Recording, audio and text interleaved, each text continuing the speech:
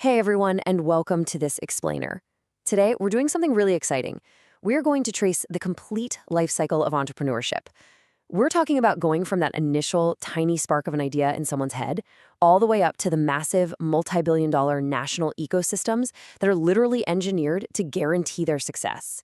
It's an incredible journey, so let's dive right in. Here is a quick look at our roadmap for today. We'll start with part 1, the anatomy of an entrepreneur. Then 2, are entrepreneurs born or made? 3, the development process. And finally 4, India's startup ecosystem. But before we get into all that, I want you to ask yourself a pretty serious question. Just look at those two paths. Which one are you currently on? Are you a job seeker or are you a job creator? Just, keep your answer in the back of your mind for now. Because by the end of this explainer, I have a feeling it might just change. All right, let's kick things off with Section 1, Anatomy of an Entrepreneur.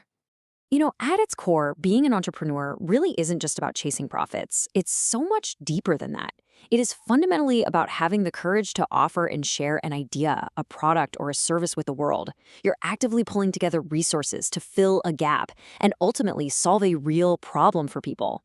Now, obviously, these core characteristics don't just magically happen. They require deliberate action. Take an open-minded entrepreneur, for instance. They literally see a business opportunity in every single event. They're self-starters who set their own parameters, and they're driven by this highly competitive need to win the game of business. They use immense creativity to synthesize completely unrelated items into these brilliant solutions. And above all else, they have a relentless work ethic. We're talking first one in the door, last one to leave. So reflect on your own habits for a second. Do you see these traits popping up in your daily routine? But listen, while all those traits are absolutely vital, the foundational bedrock is passion. It is a profound joy that goes way, way beyond the financial rewards. It's that deep, genuine love for the work that actually fuels the late nights, the endless research, and just the sheer grit required to make a business succeed. Which brings us nicely to Section 2, are entrepreneurs born or made? This is such a fascinating, age-old debate, and there's been a massive shift in how we view it over the years. The traditional school of thought insisted that entrepreneurs were just born, not made. Like, you either had the magic business DNA or you didn't, period. But the modern view, it totally flips that on its head. It proves that highly capable business owners are actually built from the ground up through deliberate education and training. When we look at how this happens in practice, a pretty profound truth emerges. Reading, learning, structured education, these are basically the modern anvils where business acumen is forged. The takeaway here is simple. If you have the drive, the skills can absolutely be manufactured. Okay, moving right along to Section 3, the development process. So if entrepreneurs can be made, how do we do it?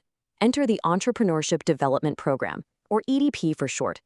This is essentially a highly specialized device designed to identify, motivate, train, and guide people who have those latent entrepreneurial traits we talked about. This whole concept was first introduced in Gujarat back in 1970, heavily based on psychological motivation experiments conducted in Andhra Pradesh. The EDP is specifically designed to strengthen an individual's motives and systematically build up their capabilities.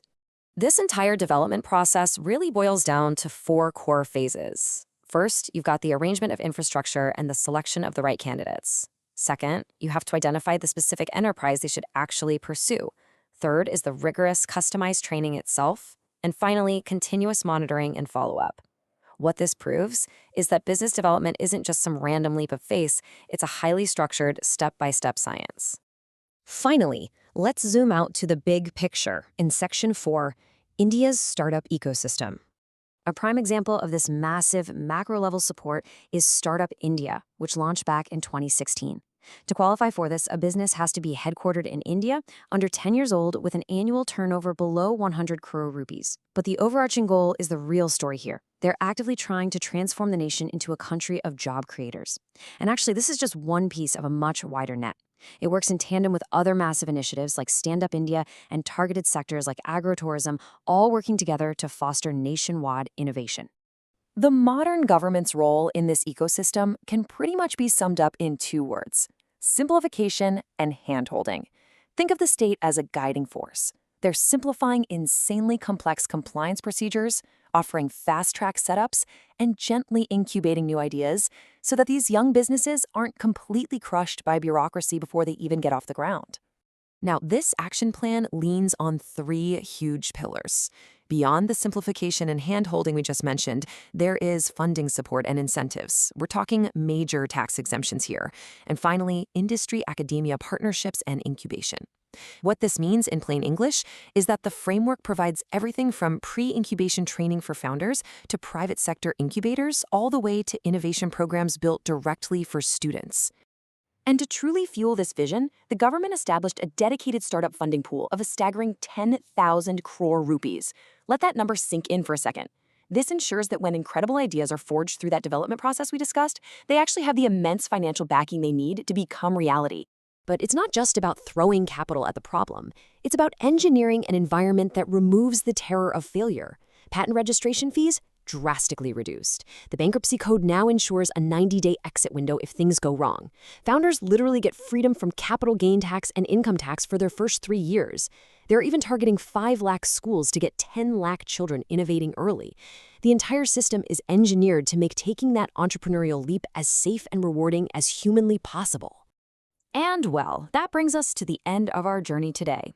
The traits of an entrepreneur are clearly defined, the training process is highly structured, and a massive financial ecosystem is out there waiting with open arms to support you.